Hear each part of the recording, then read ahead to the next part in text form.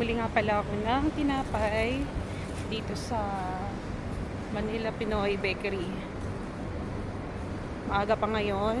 Time check is alas 9 ng umaga.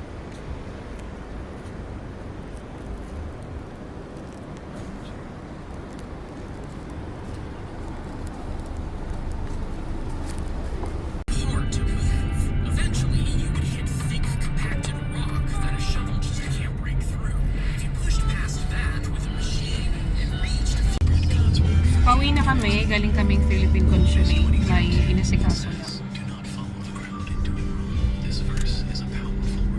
Si Daddy is work from home siya today. Kaya kasama namin siya ngayon. Hindi siya pumasok.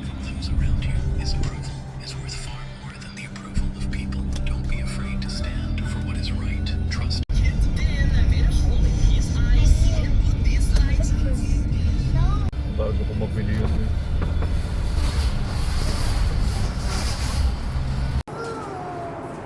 Hello. So, nandito na kami sa parking.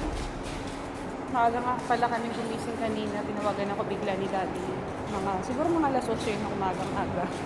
Kaya antok na antok ako. Tingnan nyo naman mga itsura namin.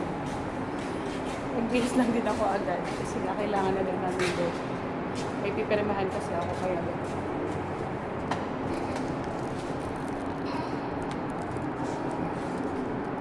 Have to do this and all. Dapat ganito yung fitting ng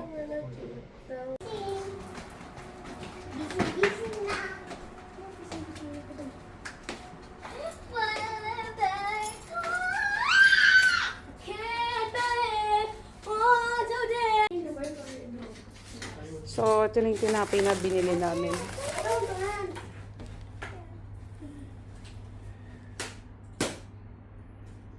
Start na siya mag-work. So, ayun.